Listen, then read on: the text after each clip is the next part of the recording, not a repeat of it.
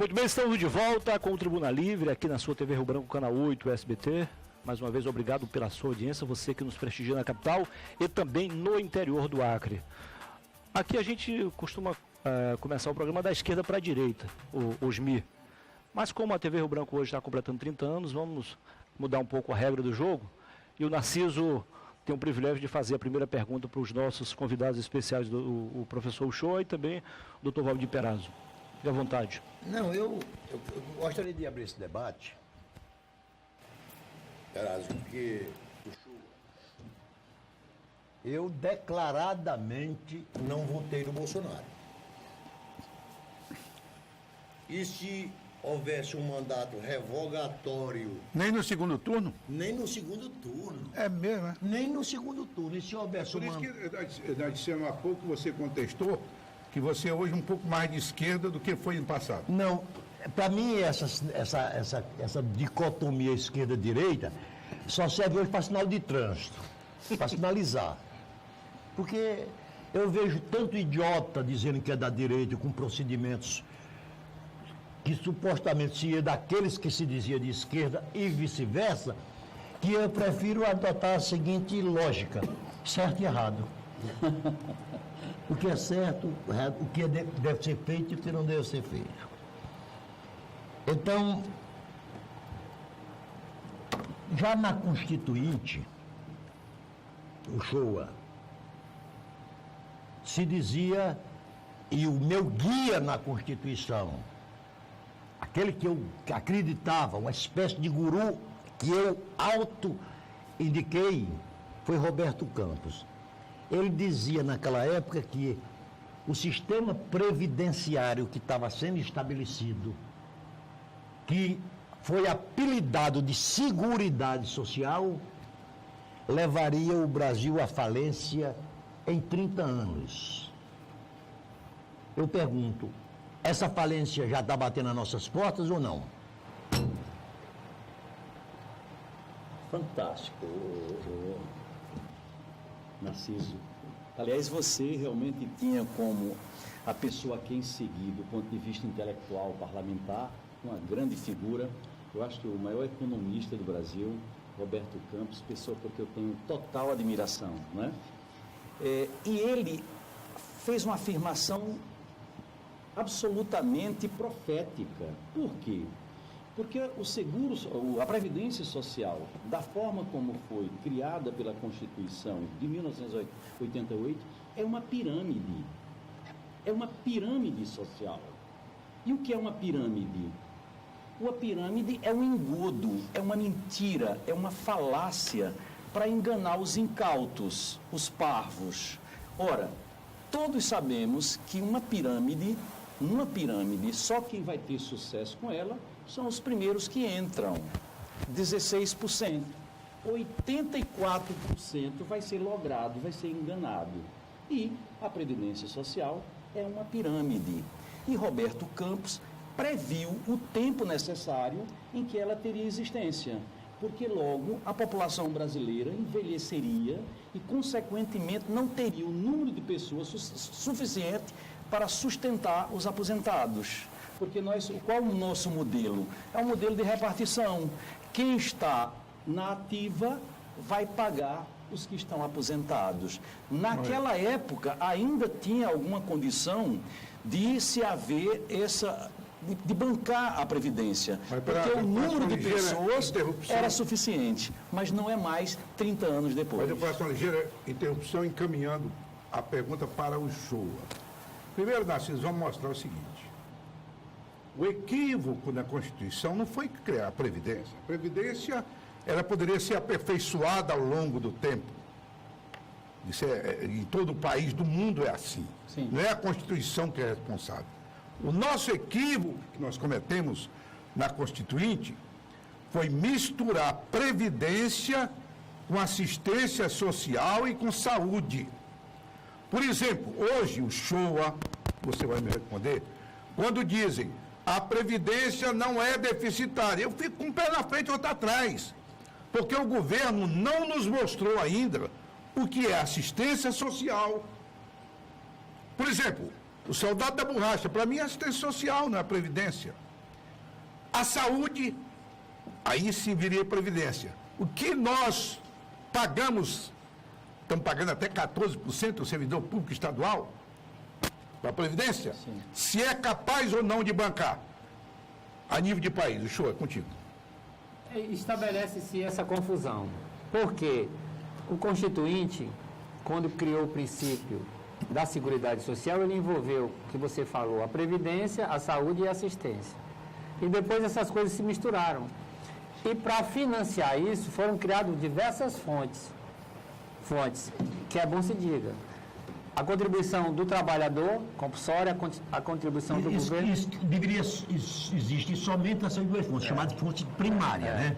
Aí, uma série de impostos, contribuição social sobre o lucro líquido, CONFINS, PIS, dinheiro de loteria, de forma que o que arrecada com Seguridade Social, o montante todo, se você colocar para estabelecer, aferir o déficit, existe um déficit X. Se você afere esse déficit somente na Previdência, é outro déficit. Bem menor. É outro Y, No entanto, esses dois números, eles estão também vinculados a uma outra questão que o governo cria na sequência, que é a DRU, que você sabe que é a desvinculação de receita da União, e que desse dinheiro todo, tira 30% e dá autonomia para o governo gastar onde quiser, menos ali na Previdência.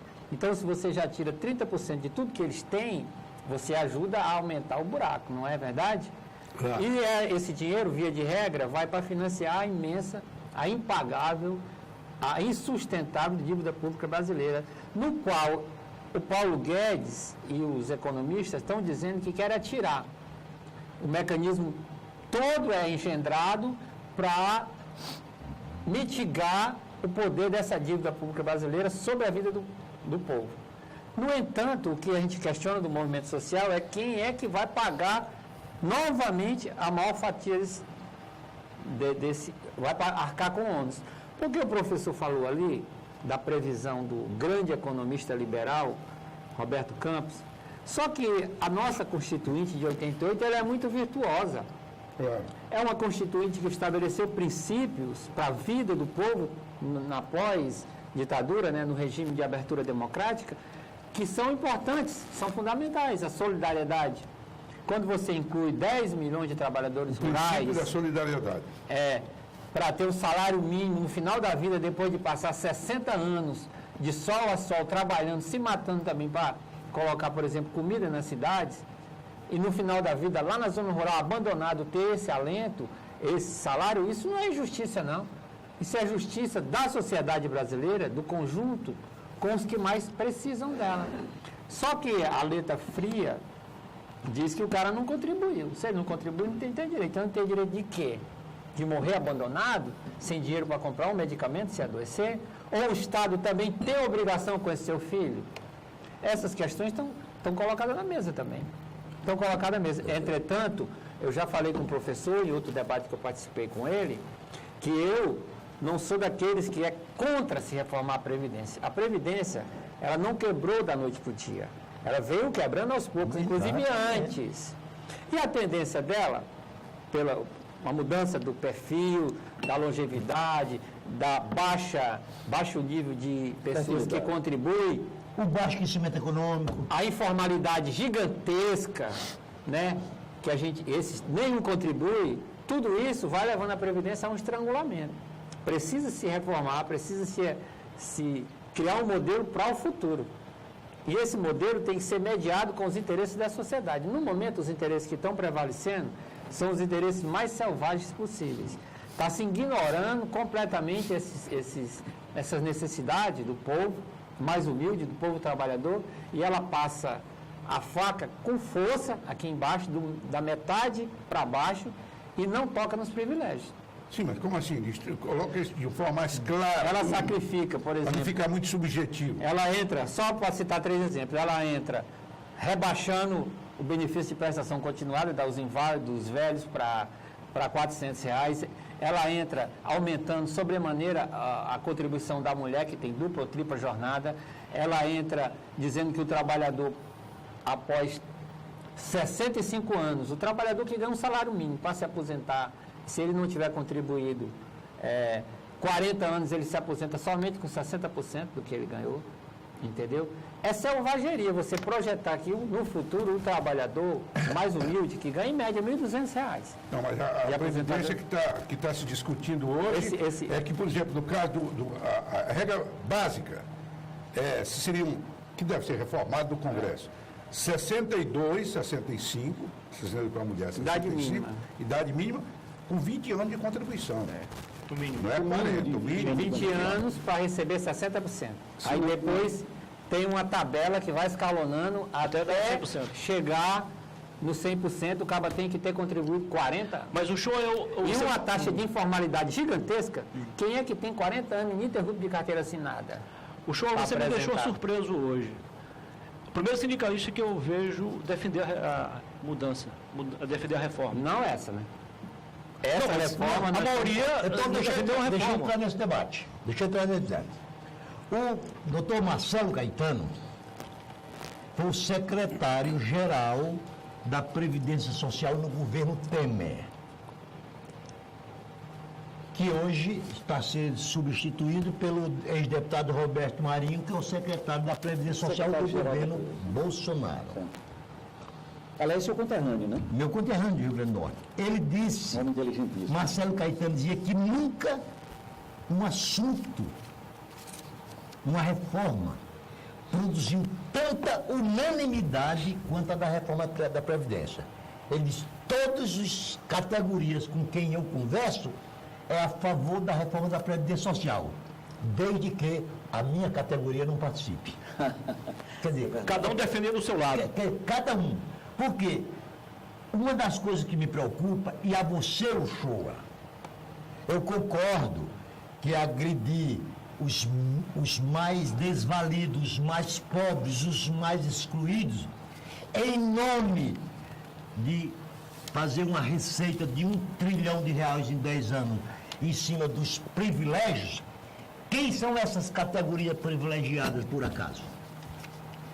Aliás, eu gostaria. Os políticos daqui de onde estamos para trás permanecem tudo igual na regra previdenciária deles. Dizem que querem mudar para frente. Eu pago para ver os deputados mudarem contra eles mesmos, votarem lá. O magistrado, o Ministério Público, que tem salários, inclusive, furando o teto.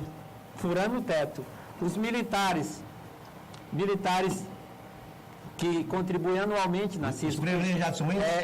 Um dos.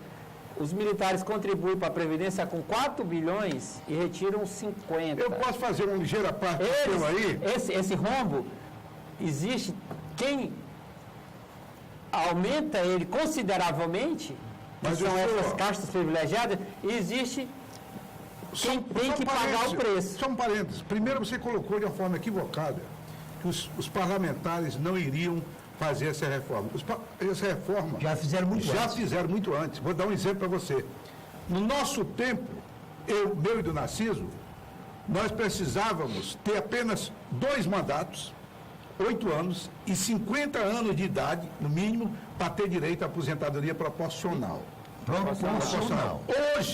Hoje, já feito há algum tempo atrás, o parlamentar, com a extinção do IPC, o Instituto de Previdência dos Congressistas, que se pagava caro por ele, os parlamentares pagavam caro, com a extinção, como é que funciona hoje? Você tem, digamos, 25 anos de mandato. E você é servidor público. Você entra com aposentadoria no serviço público e terminou o seu mandato. Primeiro, não pode mais acumular, como se acumulava no passado. Hoje, eles calculam 25 e 35 avos do que ganha um parlamentar, deu X. No serviço público, você ganha tanto. Você tem que fazer opção por um ou por outro. Então, acabou sim. Antes não tinha opção. Antes acumulava. Nosmin, deixa eu acabou. dar uma opinião Mas agora. está bem acima do teto de 5 mil, não está? Ah, mas tu quer botar todo mundo no teto de 5 mil? Não, O peraí. teto. Nosmin, deixa eu fazer uma pequena parte aí nessa discussão que vocês Não, travaram. eu vou entrar depois. Olha, na realidade, eu queria fazer algumas colocações Reparo. de alguns assuntos que você tratou. Por exemplo, fica implícito no seu discurso que realmente a Previdência tem desequilíbrio em razão da DRU. Não é, né? Pode ser até que a Previdência com a DRU provoque algum desequilíbrio, mas que não vai dar sustentabilidade à Previdência do Brasil se não existisse a DRU. É porque o modelo, o modelo em si é piramidal e não pode dar certo. Mesmo que a gente, veja bem, você tem que colocar, porque não se cobra dos grandes devedores, porque a DRU, porque não se impõe um imposto maior para as grandes fortunas. Isso são apenas paliativos que não resolveria. A Previdência do Brasil só se resolve se nós mudarmos de paradigma. Esse paradigma da repartição, que é exatamente quem está na ativa pagar quem está aposentado, ele já está proibido na maioria dos países civilizados. No Canadá, na Austrália, no Chile, porque o modelo sustentável é o da capitalização.